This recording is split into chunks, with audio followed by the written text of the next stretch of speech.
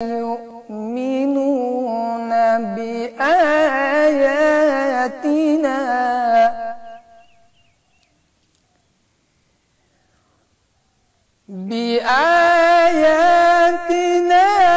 فقل سلام عليكم كتب ربكم على نفسه الرحمة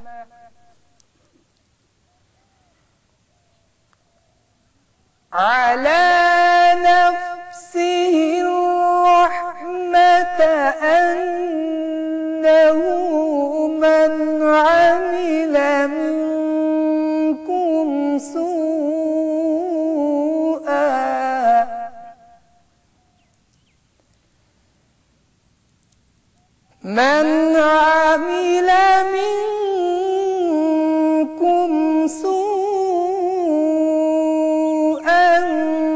بجهالة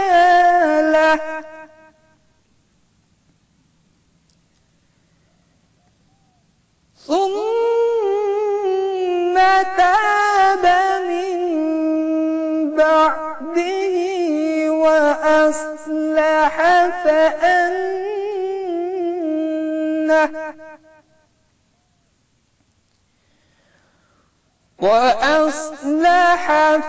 فأنه غفور رحيم.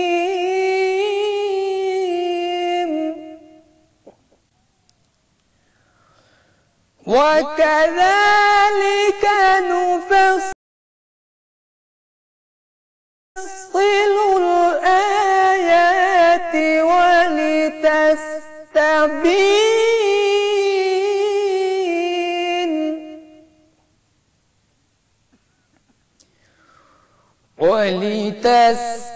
ولتستبين سبيل المجرمين.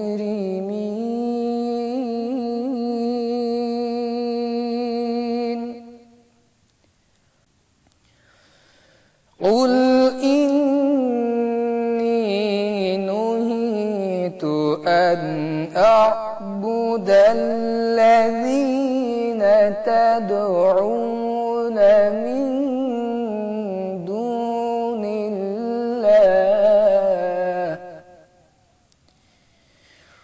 قل لا أتبع أهواءكم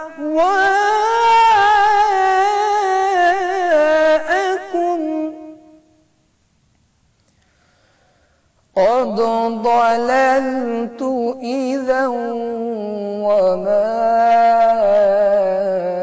أنا من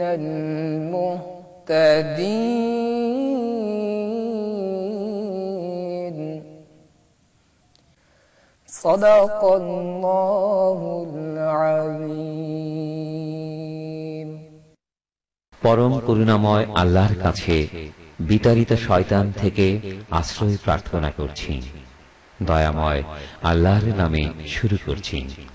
যাহারা আমার আয়াত সমূহে ঈমান আনে তাহারা যখন তোমার নিকট আসে তখন তাহাদেরকে তুমি বলিও, তোমাদের প্রতি শান্তি বর্ষিত হোক। তোমাদের প্রতিপালক দয়া করা তাহার কর্তব্য বলিয়া স্থির করিয়াছেন। তোমাদের মধ্যে কেহ অজ্ঞাতবশত যদি মন্দ কাজ করে অতঃপর তওবা করে এবং সংশোধন করে তবে তো আল্লাহ ক্ষমাশীল পরম দয়ালু। এইভাবে আমি আয়াতসমূহ বিশদভাবে বর্ণনা করি আর ইহাতে অপরাধীদের পথ স্পষ্টভাবে প্রকাশ পায়। বলো, তোমরা আল্লাহ ব্যতীত যাহাদেরকে আহ্বান করো তাহাদের ইবাদত করিতে আমাকে নিষেধ করা হইয়াছে। বলো, আমি তোমাদের খেয়াল খুশির অনুসরণ করি না, করিলে আমি বিপথগামী হইব এবং সৎ পথ প্রাপ্তদের অন্তর্ভুক্ত থাকিব না। আল্লাহু লা ইলাহা ইল্লাল্লাহ।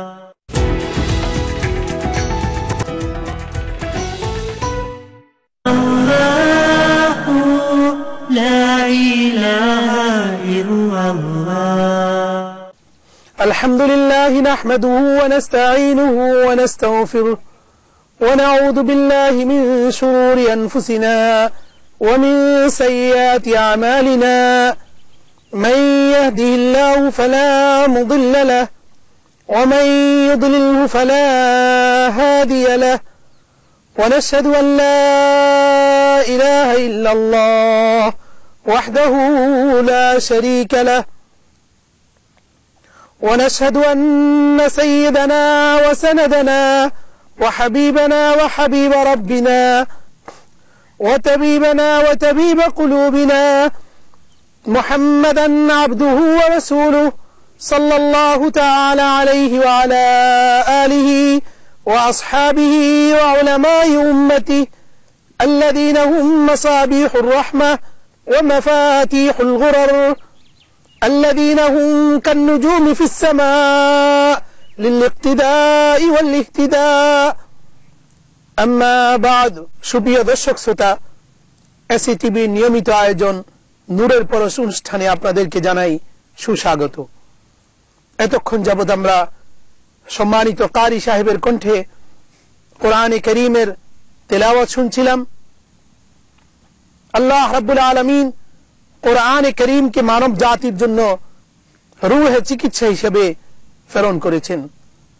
আল্লাহ রাব্বুল আলামিন কোরআনে কারীমে ইরশাদ করেছেন শিফাউল লিমা ফিস সুদূর, মানব হৃদয়ের যত রোগ রয়েছে, যত ব্যাধি রয়েছে, তার চিকিৎসা হচ্ছে কোরআনে কারীমের তেলাওয়াত।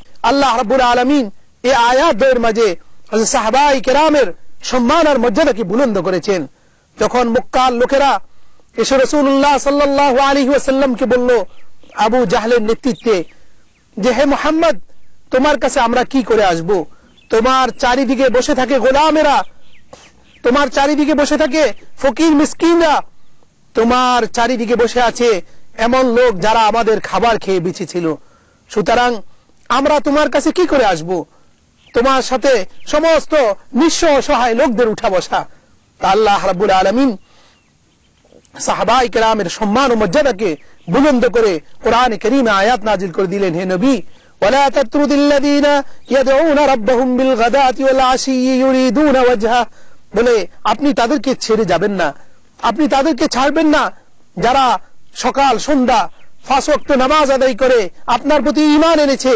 আমার সাহাবীরা, আমার গরীব সাহাবীরা, বেলাল হাবশী রাদিয়াল্লাহু তাআলা আনহু, আমার সাহাবী আব্দুল্লাহ ইবনে মাসউদ, আমার সাহাবী আম্মার ইবনে ইয়াসির, খাব্বাব ইবনে আল-আরিদ, সুমাইয়া, এদেরকে আপনি দূরে ঠেলে দিবেন না, বরং তারা যখন আপনার কাছে আসে আপনি তাদের জন্য কল্যাণের দোয়া করুন, তাদের জন্য কামিয়াবির দোয়া করুন। আপনার কাছে যখন আকরা ইবনে হাবিস এসেছে, অন্ধ সাহাবী এসেছে, আপনি আবু জেহেলকে খুশি করার জন্য তার থেকে মুখ ফিরিয়ে নিয়েছেন, এটা কাজ আপনার ঠিক হয়নি। আল্লাহ তাআলা সাথে সাথে নবীকে জানিয়ে দিলেন আবাসা ওয়া তাওয়াল্লা আন জাআহুল আমা ওয়া মা ইউদরিকা লাআল্লাহু ইয়াযাক্কা আও ইয়াযাক্কারু ফাতানফাহু যিকরা, যে হে নবী আপনি আকরা ইবনে হাবিসকে নসিহত করুন, সে নসিহত কাজে আসবে, কিন্তু আবু জাহল উতবা শাইবাকে যে নসিহত করেছেন সেই নসিহত কোনো কাজে আসবে না।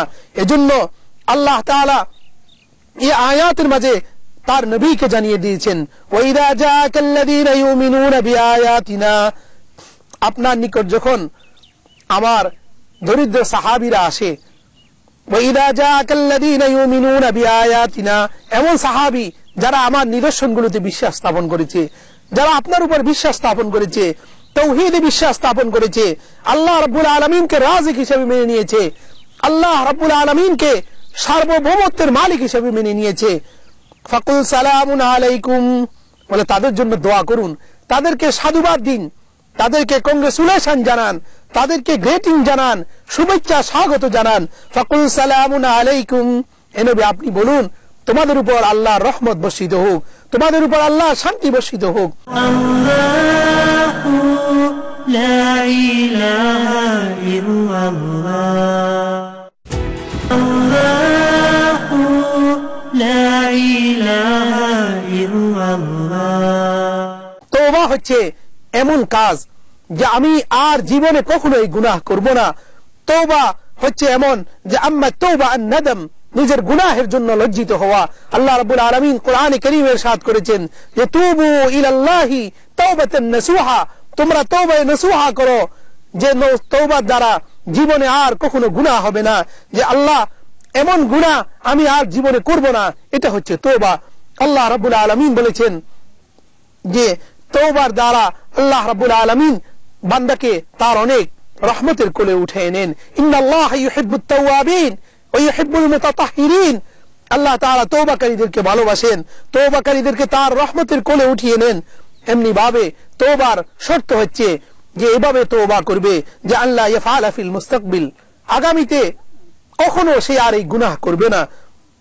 আল্লাহ রাব্বুল আলামিনের কাছে নিজেকে সুফর্দ করে দিবে যে হে আল্লাহ, তুমি আমাকে এমন শক্তি দিয়ে দাও, আমাকে এমন তৌফিক দিয়ে দাও, আমি যেন জীবনে আর এই গুনাহ না করি। তো এই জন্য আল্লাহ বলেছেন সুম্মা তাবা মিন বাদিহি, এরপর যে ব্যক্তি তওবা করবে ওয়া আসলাহা, এবং সংশোধন হয়ে যাবে, নিজেদের মাঝে সবকিছুকে বুঝে পড়ে নিবে, ফাইন্নাহু গফুরুর রহিম, নিশ্চয় আল্লাহ তাআলা ক্ষমাশীল দয়ালু, তিনি ক্ষমা করে দিবেন। এরপরে আল্লাহ রাব্বুল আলামিন বলেন যে আমি তোমাদের জন্য দুটো রাস্তা দিয়ে দিয়েছি, ওয়াহাদাইনাহুন নাজদাইন, দুটো পথ আমি তোমাদের জন্য দিয়ে দিয়েছি, ইম্মা শাকিরা ওয়া ইম্মা কাফুরা, হয় তুমি মাশকুর হবে, আল্লাহর নিয়ামতের কৃতজ্ঞতা স্বীকার করবে, ওয়া ইম্মা কাফুরা, কিংবা তুমি কাফের হবে, জালিম হবে। এজন্য আল্লাহ রাব্বুল আলামিন বলেন ওয়া কাযালিকা নুফাসসিলুল আয়াত, আমি তোমাদের জন্য সমস্ত দলিল আর ডকুমেন্টস দিয়ে দিয়েছি। ওয়া কাযালিকা নুফাসসিলুল আয়াতি ওয়ালিতাস্তাবিনা সাবিলুল মুজরিমিন, বলে আমি তোমাদের জন্য অপরাধীদের যে রাস্তাগুলো রয়েছে, পথগুলো রয়েছে, এগুলো যাতে স্পষ্ট হয়ে যায়, এগুলো যেন উন্মোচিত হয়ে যায়, সেজন্য আমি তোমাদের জন্য সব পথ উন্মুক্ত করে দিয়েছি। এমনি ভাবে আল্লাহ রাব্বুল আলামিন এই দুই আয়াতের মাধ্যমে হযরত সাহাবায়ে কেরাম রিদওয়ানুল্লাহি তাআলা আলাইহিম আজমাইনের সম্মানকে বুলন্দ করেছেন এবং মক্কার কুরাইশ কাফিরদেরকে পদদলিত করেছেন। কুরাইশদের যে দম্ভ ছিল যে আমরা শুরাফাউল কওম, আমরা সম্প্রদায়ের বড় নেতা, বড় লিডার, আল্লাহ তাআলা তাদেরকে দুলিশাত করে দিয়েছেন, যে মাটির সাথে তাদেরকে মিশিয়ে দিয়েছেন। আল্লাহ রাব্বুল আলামিন সাহাবায়ে কেরাম সম্পর্কে বলেছেন যে তোমরা আমার সাহাবীদের কেমন ভাবে অনুসরণ করো, আল্লাযীনা আমানু আমিনু কামা আমানান নাস, দুনিয়ার মানুষ আমার সাহাবীরা যেভাবে ঈমান এনেছে তোমরা সেভাবে ঈমান আনয়ন করো। আর রাসূলুল্লাহ সাল্লাল্লাহু আলাইহি ওয়াসাল্লাম বলেছেন খায়রুল কুরুনি করনি সুম্মা আল্লাযীনা ইয়ালুনহুম, আমার সাহাবীদের যুগ হলো উত্তম যুগ, আমার সাহাবীদের যুগ হলো সবচেয়ে সেরা যুগ। এজন্য রাসূলুল্লাহ সাল্লাল্লাহু আলাইহি ওয়াসাল্লাম বলেছেন লা তাসুব্বু আসহাবি, তোমাদের কেউ আমার সাহাবীদেরকে গালি দিও না। লাউ আনফাকা আহাদুকুম মিসলা উহুদিন যাহাবা, তোমাদের কেউ যদি উহুদ পাহাড় সম আল্লাহর রাস্তায় দান করে তবুও সে এই সম্মান আর মর্যাদার সামান্যটুকুতে পৌঁছতে পারবে না। এজন্য রাসূলুল্লাহ সাল্লাল্লাহু আলাইহি ওয়াসাল্লাম বলেছেন যে ব্যক্তি আবার সাহাবীদেরকে গালি দিবে ওই ব্যক্তির উপর আল্লাহ রাব্বুল আলামিন ফেরেশতা কুল এবং সমস্ত সৃষ্টি কুলের অভিসম্পাদ। সুতরাং আমরা এই আয়াতের মাধ্যমে এই কথা জানতে পারলাম যে আল্লাহ রাব্বুল আলামিনের কাছে অনেক সম্মানিত সাহাবায়ে কেরাম। আর ঈমানের মানদণ্ড হচ্ছে যে ব্যক্তি নিজের জীবনকে আল্লাহর জন্য সুফর্দ করে দিবে, নিজের জীবনকে আল্লাহর কাছে সঁপে দিবে। দুনিয়ার সম্পদ, দুনিয়ার লোভ, দুনিয়ার ফদবি, এগুলো কোনো সম্মানের মাপকাঠি নয়। কে রাজাদি রাজ, এটা সম্মানের মাপকাঠি নয়। আবু জেহেল, উতবা, শাইবা, রবিয়ার যারা উত্তরসূরি হবে তারা যুগে যুগে আল্লাহ রাব্বুল আলামিনের কাছে ধিক্কৃত হয়ে থাকবে। যারা সাহাবায়ে কেরামের উত্তরসূরি হবে, যারা সাহাবায়ে কেরামের মতো ঈমান আনবে, যারা সাহাবায়ে কেরামের মতো নিজেদের জীবনকে গড়বে, তারা দুনিয়াতেও শান্তি লাভ করবে, পরকালেও শান্তি লাভ করবে। সাহাবায়ে কেরাম রাসূলুল্লাহ সাল্লাল্লাহু আলাইহি ওয়াসাল্লামকে এমন ভাবে ভালোবাসতেন, নিজের জীবন বাজি রেখে সাহাবায়ে কেরাম রাসূলুল্লাহ সাল্লাল্লাহু আলাইহি ওয়াসাল্লামকে বলতেন যে ইয়া রাসূলুল্লাহ, ইয়া রাসূলুল্লাহ, ইয়া হাবিবাল্লাহ, যে আমরা আপনাকে এমন ভাবে ভালোবাসি আমাদের জান আছে, আমাদের সন্তান সন্ততিদের চেয়ে, আমাদের পুত্র কন্যা চেয়ে, দুনিয়ার সম্পদের চেয়ে আমরা আপনাকে বেশি ভালোবাসি। এজন্য আল্লাহ তাআলা এই আয়াতের মাঝে সাহাবায়ে কেরামের জন্য কল্যাণ ও কামিয়াবির দোয়া করতে বলেছেন, রহমতের দোয়া করতে বলেছেন। সাহাবায়ে কেরাম এর জন্য এই কথা বলেন নাই যে সাহাবায়ে কেরাম আমার এমন, এদেরকে যারা অনুসরণ করবে তারাই হেদায়েত পাবে, এদেরকে যারা মেনে চলবে তারাই হেদায়েত পাবে। একবার হযরত ওমর ইবনে হাসান বসরি রাহমাতুল্লাহি আলাইহিকে জিজ্ঞাসা করা হলো যে ওমর ইবনে আব্দুল আজিজ উত্তম নাকি হযরত মুআবিয়া ইবনে আবি সুফিয়ান রাদিয়াল্লাহু তাআলা আনহু উত্তম? তখন হাসান বসরি রাহমাতুল্লাহি আলাইহি জবাব দিলেন যে মুআবিয়া রাদিয়াল্লাহু তাআলা আনহু জিহাদের ময়দানে যে গোট দড়িয়েছে তার একটি দুলার সম মর্যাদার অধিকারী হবে না ওমর ইবনে আব্দুল আজিজ রাহমাতুল্লাহি আলাইহি। সুতরাং আমরা সাহাবায়ে কেরামকে ভালোবাসবো, শায়েখাইনকে ভালোবাসবো। সাহাবীদেরকে মন্দ বলা, সাহাবীদেরকে যারা মন্দ বলে তাদের ঈমানই থাকবে না। সুতরাং ঈমানের মানদণ্ড হচ্ছে হযরত সাহাবায়ে কেরামকে ভালোবাসা। আর সাহাবা কুল্লুহুম আদুল, সাহাবায়ে কেরাম সকলেই ন্যায়পরায়ণ। রাসূলুল্লাহ সাল্লাল্লাহু আলাইহি ওয়াসাল্লাম বলেছেন, লা তাত্তাখিযুহুম গারাদাম মিন বাদি, আমার পরে তোমরা আমার সাহাবীদেরকে তোমাদের আলোচনার বিষয়বস্তু বানিও না। সুতরাং আমরা এই কোরআনে কারীমের আয়াতের আলোকে হযরত সাহাবায়ে কেরামকে ভালোবাসবো এবং ঈমানের নূরে নূরান্বিত হব। আল্লাহ তাআলা আমাদের সবাইকে এই আয়াতের উপর আমল করার তৌফিক দান করেন ইনশাআল্লাহ। এতক্ষণ আমাদের সাথে এই অনুষ্ঠানটি উপভোগ করার জন্য সকল দর্শক শ্রোতাকে আন্তরিক মোবারকবাদ জানিয়ে আজ এখানে বিদায় নিচ্ছি। আগামীকাল একই সময়ে আবার দেখা হবে ইনশাআল্লাহ। আসসালামু আলাইকুম ওয়া রাহমাতুল্লাহি ওয়া বারাকাতুহু।